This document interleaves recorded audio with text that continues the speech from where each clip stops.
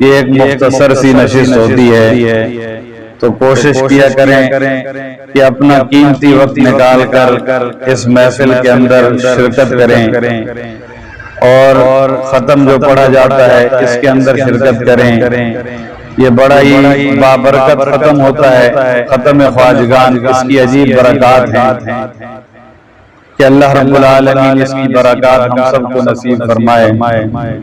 اور ہمارے یہاں آنے کا مقصد اور اس محفل کا مقصد یہ ہے کہ ہم سب کی اصلاح ہو جائے اور ہم سب اللہ کو یاد کرنے والے بن جائیں، اور اللہ کی یاد سے ہم سب کے دل ہر وقت آباد رہیں۔ اس لیے کہ آپ دیکھتے ہیں کہ جب بھی کوئی پرندہ غافل ہوتا ہے تو شکاری اس کو شکار کر لیتا ہے، تو اس لیے جب بھی کوئی بندہ اللہ کی یاد سے غافل ہوتا ہے تو شیطان اس کا شکار کر لیتا ہے اور اس کے دل کے اندر وسوسے ڈال کر اس کو گناہ کی طرف کھینچ لیتا ہے۔ اور جس کے دل کے اندر طلب ہوتی ہے، تڑپ ہوتی ہے نیکی کی، اللہ کی طرف آنے کی، پھر اللہ اس کے لیے اسباب بھی پیدا فرما دیتا ہے اور اللہ پھر اس کو اپنی طرف کھینچ لیتا ہے، اللہ اس کو اپنی طرف کھینچ لیتا ہے۔ تو یہ محفل اور یہ سارا سیکھنا سکھانا اصل میں سارا ادب کا کام ہے، اور سب کچھ ادب سے مل جاتا ہے۔ جو ادب کرتے ہیں اللہ ان کو بڑا مقام عطا فرماتا ہے، اور جو اللہ والوں کے ساتھ جڑ جاتے ہیں اللہ ان کو بڑا مقام عطا فرماتا ہے۔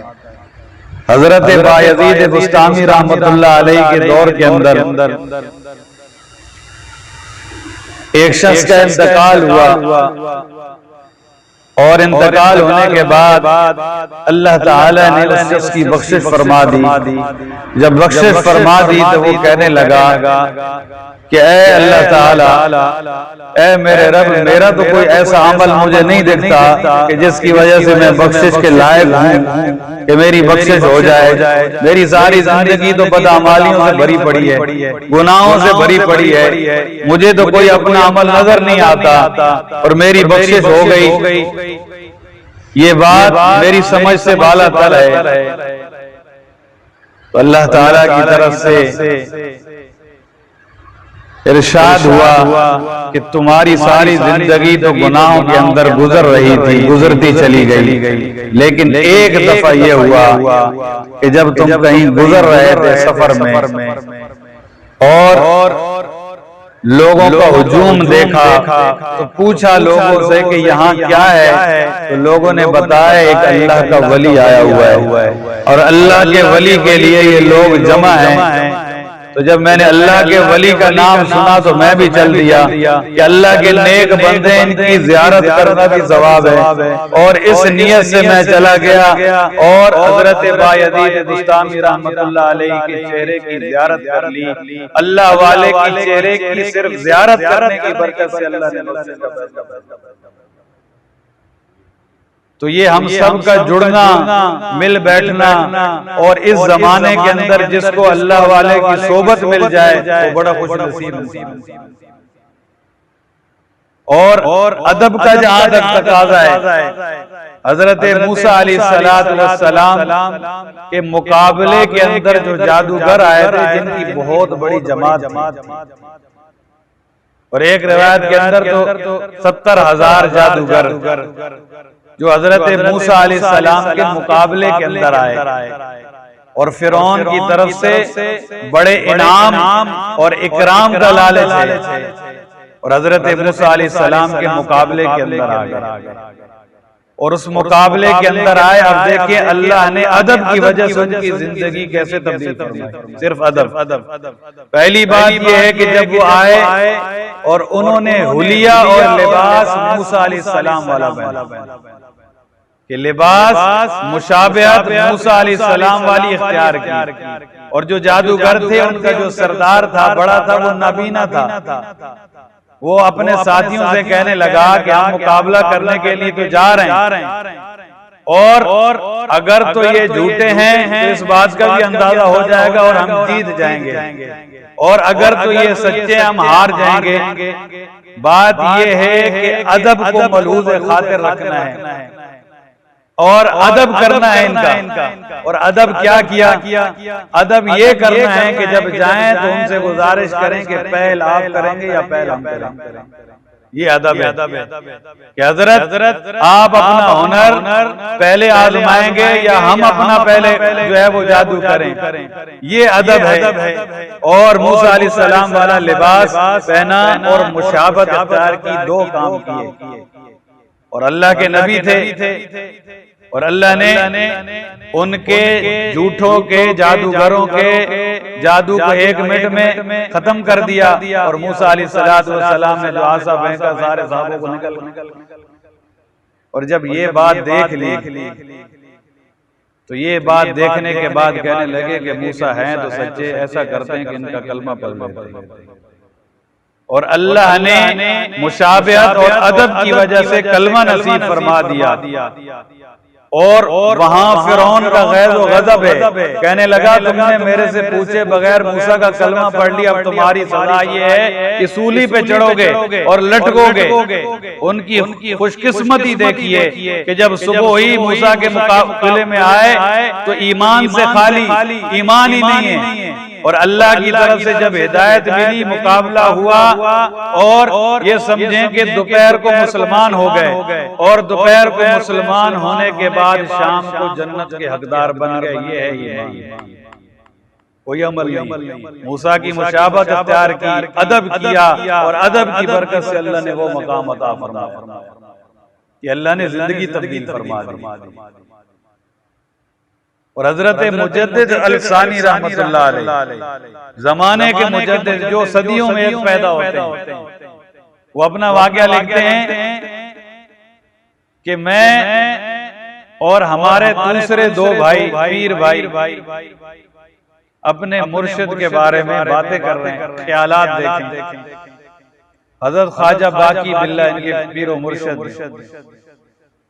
کہنے لگے، ایک نے یہ کہا کہ حضرت بولتے کم ہیں، حضرت خواجہ باقی باللہ بولتے کم ہیں اور واعظ و نصیحت کم کرتے ہیں، اور تقاریر جس طرح اللہ نے کسی کی زبان کے اندر اتنی تاثیر رکھی ہوتی ہے کہ ان کے بولنے سے، واعظ و نصیحت سے اللہ ہزاروں کی زندگی تبدیل فرما دیتا ہے۔ کہنے لگے حضرت بولتے کم ہیں، یہ تاثر حضرت کے بارے میں۔ کسی نے ان سے حضرت سے کہا کہ حضرت آپ بولتے کم ہیں، تو حضرت نے آگے سے جواب یہ دیا کہ جس نے ہماری خاموشی میں کچھ نہ پایا وہ ہمارے بولنے سے بھی کوئی فائدہ نہیں۔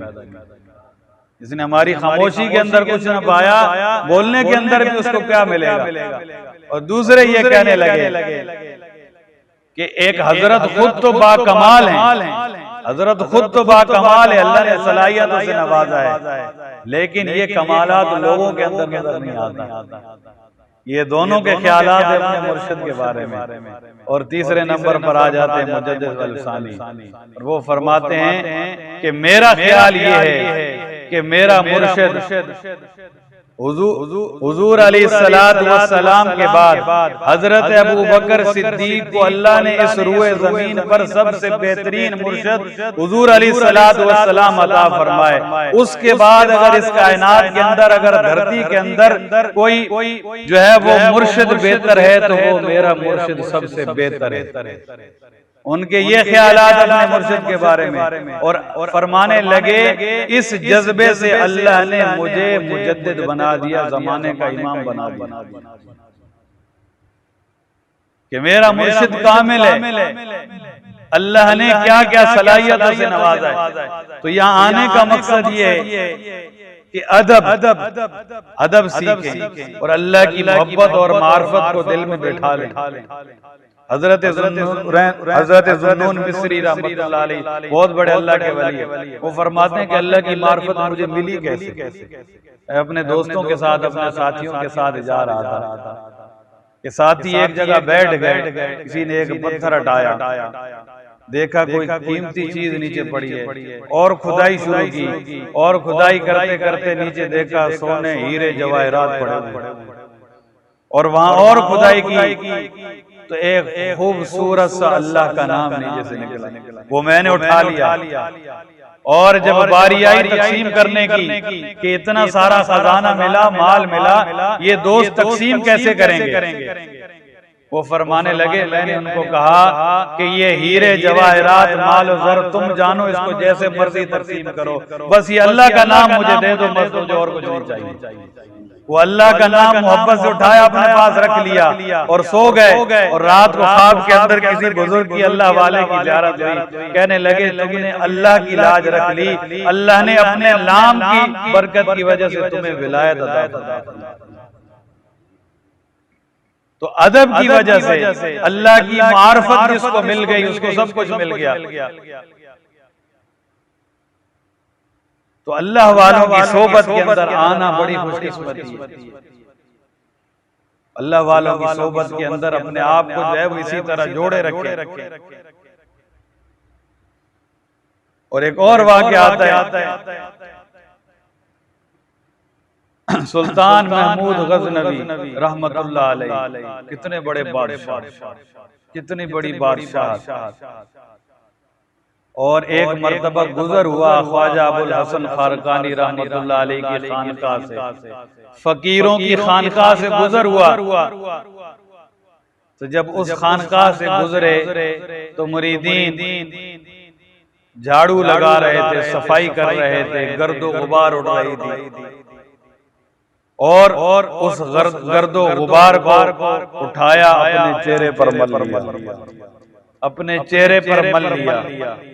اور اتنی بڑی بادشاہت والا جب انتقال ہو گیا، کسی عزیز کو خواب کے اندر آئے کہ جنت کی سیر کر رہے ہیں، حشاش بشاش ہے، کہنے لگے کہ بادشاہوں کا تو حساب بڑا سخت ہوتا ہے، کہ جس کا جتنا بڑا مرتبہ، جس کو اللہ کی عنایت اتنا ہی اس کا حساب کتاب بھی سخت۔ تو بادشاہوں کا تو حساب بڑا سخت ہوتا ہے، آپ جنت کے اندر سیر کر رہے ہیں، حشاش بشاش گھوم رہے ہیں، کہنے لگے اور تو کوئی عمل پلے نہیں تھا، ایک مرتبہ خانقاہ سے گزر رہا تھا اور فقیر صفائی کر رہے تھے، اور اس مبارک مٹی کو میں نے یہ سمجھ کر اپنے چہرے پر لگا لیا کہ یہ اللہ والوں کی خانقاہ کی مٹی ہے، یا اللہ والے آرام کرتے ہوں گے، ان کی بستروں کی مٹی ہے، اس جگہ سجدے کرتے ہوں گے، یہ مبارک مٹی ہے، اس کو اٹھایا اور اپنے چہرے پر مل لیا، اور یقین کر لیا کہ جس کی چہرے کے اوپر یہ اللہ والوں کی لگی ہوئی مٹی لگ جائے، اللہ اس چہرے کو جہنم میں کبھی بھی نہیں جلائے گا، بس یہی لاج اللہ نے میری لگ لی، اور مجھے اللہ نے جہنم سے بچا کر جنت سے بھیج۔ یہ ادب، یہ ادب والے سب کچھ پا جاتے ہیں، اور کچھ نہیں ہوتے پھر بھی پا جاتے ہیں، اور جن کے پاس علم ہوتا ہے، سب کچھ کمالات ہوتے ہیں، لیکن بے ادبی ہوتی ہے، وہ وہیں کے وہیں رہ جاتے ہیں۔ حضرت خواجہ بہاؤالدین زکریا ملتانی رحمت اللہ علیہ کے بارے میں آتا ہے کہ جب اپنے شیخ سے بیعت ہوئے تو 3 دن کے اندر شیخ نے خلافت عطا فرما دی، 3 دن کے اندر شیخ نے خلافت عطا فرما دی۔ تو جو صدیوں سے جڑے ہوئے تھے کہ 10 سال ہو گئے، 15 سال ہو گئے، 16 سال ہو گئے، ہمارے ہاں بھی ایسے ہوتا ہے کہ اتنے سال ہو گئے ہم جڑے ہوئے ہیں اور قریب کے ہیں یا دور سے آئیں، اور 3 دن ہوئے اور 3 دن کے اندر خلافت بھی مل گئی۔ یہ ایک دوسرے سے باتیں ہونے لگی، جب حضرت کو پتہ چلی، ان کے پیر مرشد کو بات پتہ چلی، کہنے لگے کہ میاں آ جاؤ، اور ایک مرغی اور ایک چھری ہاتھ میں پکڑا دی، بولا اس کو وہاں ذبح کر کے آؤ جہاں کوئی نہیں دیکھتا۔ سب گئے، کوئی دیوار کی اوٹ میں، کوئی درخت میں، کوئی دور سے دور کے یہاں کوئی نہیں دیکھ رہا ہے، اور سارے اپنی اپنی مرغیاں ذبح کر کے آ گئے، اور حضرت بہاؤالدین زکریا اپنی مرغی ہاتھ میں لی اور روتے ہوئے آ گئے۔ انہوں نے کہا کہ حضرت مجھے بھی کسی نے نہیں دیکھا، حضرت مجھے بھی کسی نے، بولا آپ کو کیا ہوا؟ یہ سارے تو ذبح کر کے آ گئے، اور آپ کو جو ہے وہ کیا ہوا؟ آپ ویسے ہی لے کر آ رہے ہیں اور رو رہے ہیں۔ کہنے لگے کہ حضرت میں کہاں جاؤں، جہاں جاتا ہوں اللہ کی ذات مجھے دیکھ رہی ہوتی ہے، اس لیے مجھے کوئی ایسی جگہ ہی نہیں ملی جہاں اس کو ذبح کر۔ تو فرمانے لگے یہ ہے اس کے اندر اور تمہارے اندر کہ اتنی محنت کے بعد، اتنے سالوں کے بعد بھی جس نے اپنے آپ کو تبدیل نہ کیا، اور اپنی جو ہے اوقات کو نہ پہچانا کہ میں کیا ہوں اور میری نسبت کس کے ساتھ ہے، تو یہ ساری چیزیں نسبت سے، محبت سے، تعلق سے، اس کے بغیر جو ہے وہ نہیں ملتی۔ تو یہاں آنے کا مقصد بھی یہی ہے کہ ہم جہاں آتے ہیں اللہ کی رضا کے لیے اخلاص کے ساتھ، اخلاص سے کیا ہوا اللہ عمل قبول فرما لیتا ہے۔ ہارون الرشید کی بیگم زبیدہ سے کیا عمل ہے؟ اخلاص اور کیا ہے؟ اخلاص، ادب کہ نہر زبیدہ بنائی، مکہ اور مدینہ کے درمیان خشکی کا جو ہے سما ہے، کوئی پانی کا بندوبست نہیں، نہر کھدوا دی، انتقال ہو گیا۔ کسی عزیز نے خواب کے اندر دیکھا، فرمایا کہ کیا معاملہ ہوا؟ کہا کہ اللہ نے فضل کا معاملہ فرمایا۔ کہا کہ کس وجہ سے؟ وہ بڑی بڑی نیکیاں، وہ صدقے خیرات، وہ اتنا بڑا کام، وہ کہاں چلے گئے؟ کہنے لگے سب سائیڈ پہ رہ گیا۔ تو پھر کیا ہوا؟ پھر ہوا یہ کہ ایک دن میں اپنی سہیلیوں کے ساتھ واقع کر موجود تھی اور وہاں مسجد سے آذان بلند ہوئی، جب اللہ کا نام آیا، اللہ کے نام کی لاج رکھتے ہوئے میں نے اپنے سر کو ڈھانپ لیا کہ اللہ کا مبارک نام ہے، اس کی عظمت ہے، اس کی قدر و قیمت ہے، اور اس کے ادب کا تقاضا یہ ہے کہ سر کو ڈھانپا جائے۔ وہ ادب میں نے ملحوظ رکھا، اللہ نے اس ادب کی وجہ سے، اپنے نام کی برکت کی وجہ سے میری بخشش فرما دی۔ تو میرے بھائی دوستو، اللہ رب العالمین سے دعا فرمائیں کہ اللہ رب العالمین ہم سب کو بھی ایسا ہی باادب بنائے، اور اللہ رب العالمین مرتے دم تک اسی طرح اللہ والوں کی صحبت کے اندر ان کے ساتھ جڑے رہنے کی ہم سب کو توفیق نصیب فرمائے۔ تو میرے بھائی دوستو، پہلے بھی عرض کر چکا ہوں، نئے ساتھی بھی آتے رہتے ہیں کہ جو ہم ذکر کرتے ہیں، مراقبہ کرتے ہیں، یہ ذکر خفی ہے، دل کا ذکر ہے، جو ہے دوسرے جہر ذکر سے بلند آواز کے ذکر کرنے سے 70 زیادہ فضیلت رکھتا ہے۔ 70 گنا زیادہ اس کی فضیلت ہے کہ جو دل کے اندر ہم ذکر کرتے ہیں۔ تو یہ ذکر مراقبہ یہ دل کا ہے کہ دل ہمارا کیا کہہ رہا ہے، اور دل کی آواز سنیں اور اس کے اوپر محنت کریں، مراقبے کی کوشش کریں کہ دل ہر وقت اللہ اللہ کہہ رہا ہے۔ اور جب دھیان پک جائے گا اور جب جو ہے وہ ہر وقت یہ دھیان رہے گا کہ میرا دل اللہ اللہ اللہ اللہ کر رہا ہے، تو پھر کسی جو ہے وہ غفلت کے اندر نہیں پڑیں گے، اور انشاءاللہ کسی گناہ کی طرف رغبت بھی نہیں جائے گی۔ اور ایک تو یہ ہے کہ ذکر کا اہتمام کرنا ہے۔ اب یہاں جو ہے اجتماعی ہوتا ہے، اس کے اندر بھی جڑیں، اور انفرادی طور پر جو ہے وہ حضرت صاحب موجود ہے، مفتی صاحب، ان سے پوچھ کر طریقہ جو ہے وہ ذکر شروع کریں۔ ہر نماز کے بعد 1 منٹ 2 منٹ اپنے دل کو عادی بنائیں، اپنے آپ کو عادی بنائیں، اور اس کے بعد ذکر کرنے کے بعد اور کام یہ ہے کہ تسبیحات کی پابندی کریں۔ اور تسبیحات کیا ہیں؟ تیسرا کلمہ اس کی 3 تسبیح ہے، اور درود شریف اس کی 3 تسبیح ہیں، اور استغفار اس کی 3 تسبیح ہیں۔ صبح سے لے کر رات تک کسی وقت بھی ان تسبیحات کو مکمل کر لیں، ذکر کا اہتمام کریں اور تسبیحات کو مکمل کریں، اور جو ہے وہ اللہ والوں کے ساتھ صحبت کے اندر جو ہے جڑے رہیں۔ یہ 3 کام کریں گے انشاءاللہ اللہ دنیا بھی بنائے گا اور آخرت بھی بنائے گا۔ وآخر دعوانا الحمدللہ رب العالمین۔